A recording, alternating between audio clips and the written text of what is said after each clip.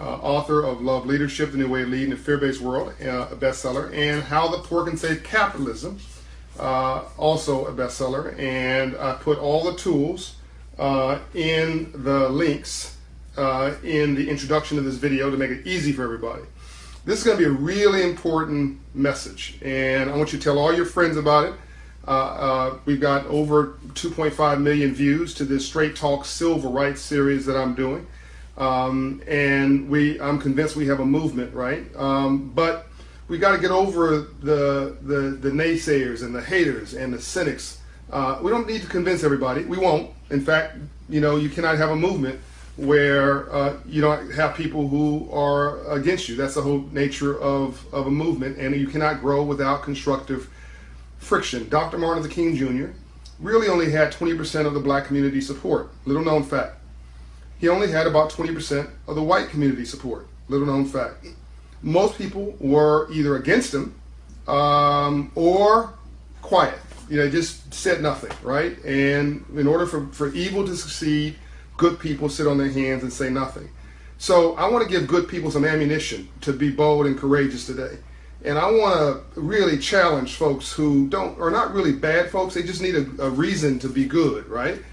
Because they have nothing but almost PTSD, almost like post-traumatic stress disorder, telling them why everything's wrong in their life and nothing will work, and racism will debilitate you, and there's always these obstacles that keep you from where you need to go, and they really believe that. And I think that if I give them, and you also encourage them in your comments, push back when you see some silliness, give them some reason to believe in a new season, that they'll come around. And then you're going to have just some fools, people who just, no matter what you say, are just don't bother me with the facts. I've already made up my mind. Okay.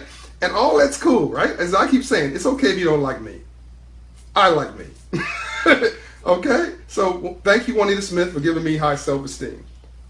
She told me she loved me every day of my life. Nothing's more powerful for a child than a mother or a father telling them that they are loved. So even though I grew up in Compton, California, and South Central LA, I do acknowledge that I had this unique gift from my mother, who told me she loved me every day of my life. And if I was going to be part of a gang, it was going to be Juanita Smith's gang. I was more afraid of her than I was afraid of the dudes down the street. Tweet next door, the local gangster, who unfortunately got killed with my best friend because they didn't get the memo that I'm about to give you today. They just decided that life was unfair, and they were going to go take theirs, and then whatever goes around comes around. And so Tweet, who was a local thug, and George, who was my best friend, who was actually a straight-A student. George didn't have high self-esteem, didn't have good role models, and wouldn't listen to common sense, and didn't have a mother and a dad like I had, unfortunately, and Tweet took him out, right? So I'm gonna try to save every George I can find, because I think about George every week. Okay, so let me jump into this and be very precise. No more excuses. So I did a video. This is going to be real radical, and I'm going to upset some people, and I'm sure we'll get some interesting comments. I did a video in response to Roland Martin's interview I did in DC. I did one, and it was called, The New Form of Slavery, I think is what it was called. It's gotten I think almost 300,000 views, certainly over 250,000.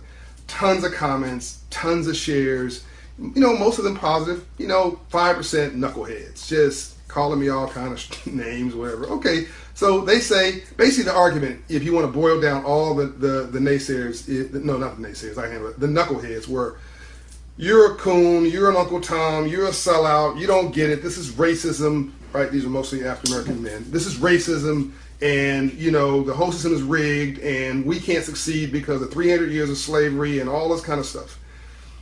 And you know what? You're partly right. Because whether you believe you can or whether you believe you can't, you're right.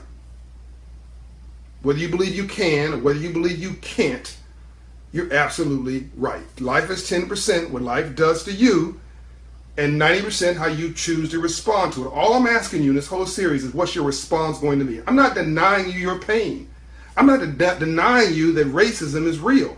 I'm not denying you that slavery was the most abominable, disgusting, horrible thing ever to be visited upon mankind. And I'm not denying that African-American slavery in America was the worst form of slavery on top of slavery in general.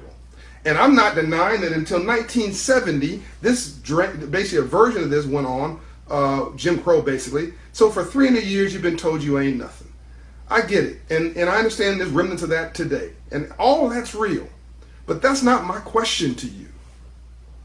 My question to you is, you say that racism is this, and because of the color of your skin, you cannot succeed. And I see all the comments, by the way. I'm going to respond to them before I finish here. And you can't succeed because the white man's done this, the institution's done that, and the government's against you. And because of the color of your skin, you can't do anything. That's essentially, fundamentally, I'm going to become and as we go there, I'm going to become a black nationalist. I'm going to check out of this thing. Everything is, and I can rob, pillar, and steal, whatever I want to do, because none of the system works for me. Okay, here's my question to you.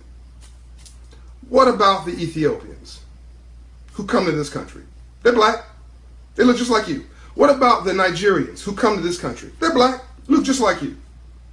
What about the black Africans from 54 countries who come here with not a dime in their pocket and within 10 years are owning businesses, right? And I mean, I can't go to a hotel in Washington, D.C. and not have my Ethiopian brothers all over me like a cheap suit. I mean, they got that whole situation on lockdown. They work from the busboy all the way up to management, and they hooked each other up. But one of them went and just got a job. But I mean, they just came from Ethiopia. You've been here your whole life. Yo, generations have been. Dr. King died. My mentor, Ambassador Andrew Young, died. Malcolm X, if you want to cite him, died so that you could have freedom. And what do we do with it is my question. We just throw it away.